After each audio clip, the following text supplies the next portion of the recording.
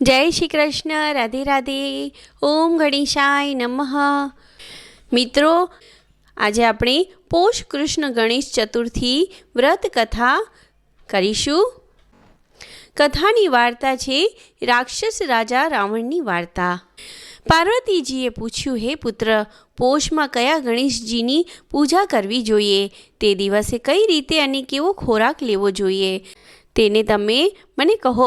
શ્રી ગણેશજીએ કહ્યું, હે મહાદેવી, પોષ માસની ચતુર્થી વિઘ્નોનો નાશ કરનારી છે। એવામાં લંબોદર નામના ભગવાન ગણેશની પૂજા કર્યા પછી માત્ર ગૌમૂત્ર જ પીવું જોઈએ। ઉપવાસ કરનાર વ્યક્તિએ પૂજા કરવી જોઈએ, એટલે કે આખો દિવસ શાંતિપૂર્વક ઉપવાસ કરવો, દિવસ દરમિયાન ઊંઘ ન લેવી અને બ્રહ્મચર્યનું પાલન કરવું। રાત્રે પૂજા પછી બ્રાહ્મણોને ભોજન કરાવવું જોઈએ। દૂધની બનેલી ખીરમાં શુદ્ધ ઘી મિક્સ કરો અને ગણપતિ મંત્રથી હવન કરો। આ સંદર્ભમાં અમે તમને એક પ્રાચીન કથા જણાવીએ છીએ। એકવાર રાવણે બધા દેવતાઓને જીતી લીધા પછી નશામાં ધૂત બાલીને પાછળથી પકડી લીધો। રાવણને બગલમાં પકડીને શક્તિશાળી બાલી આકાશ માર્ગે કિષ્કંધકપુરી આવ્યો અને બંદીવાન રાવણને તેના પુત્ર અંગદને રમકડા તરીકે આપ્યો। અંગદે રાવણના ગળામાં દોરડું બાંધ્યું અને તેને શહેરની આસપાસ લઈ જવા લાગ્યો। વિશ્વ વિજેતા રાવણની આવી હાલત જોઈને બધા નગરવાસીઓ હસી પડ્યા।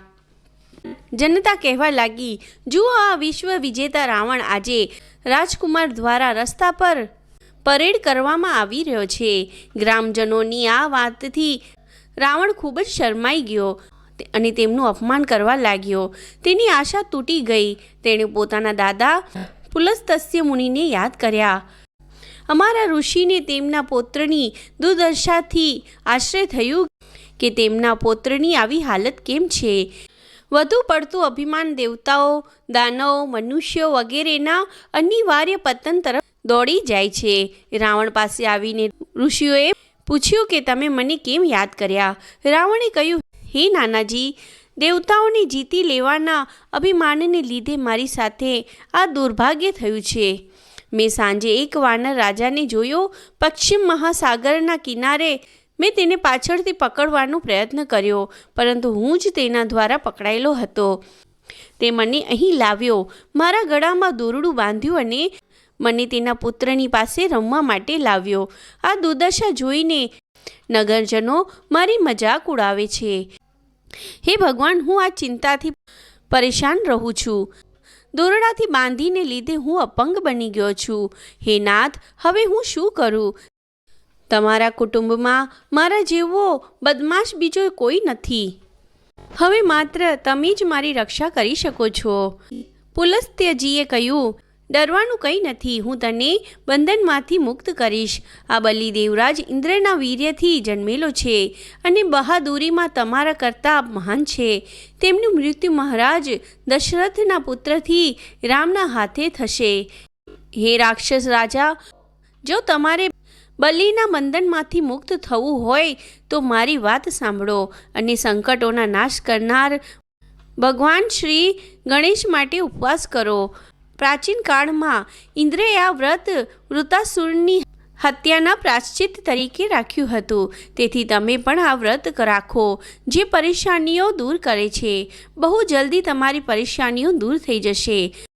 આ આદેશ આપીને બ્રહ્મર્ષિ વનમાં ગયા અને અહીં રાવણે વ્રત વિધિ કરી। હે દેવી, આ વ્રતની અસરથી રાવણ તરત જ બંધનમાંથી મુક્ત થઈ ગયો અને રાજી ખુશીથી રાજ કરવા લાગ્યો।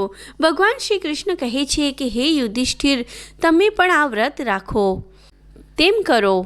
આ વ્રતની અસરથી તમે ઉનાળામાં બધા શત્રુઓને મારીને તમારી શ્રેષ્ઠ સ્થિતિ પ્રાપ્ત કરશો।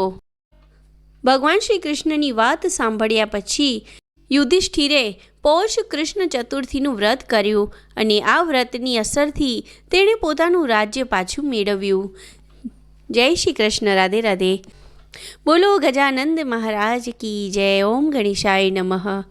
મિત્રો, આ કથા સાંભળવામાં જો તમને આનંદ આવ્યો હોય તો આ વિડીયોની લાઈક કરીને આગળ શેર કરજો ને ચેનલ પર નવા હોય તો સબસ્ક્રાઈબ કરી દેજો, જેથી તમને આગલી આવી રીતે કથાઓનું રસપાન મળતું રહે. જય શ્રી કૃષ્ણ. રાધે રાધે.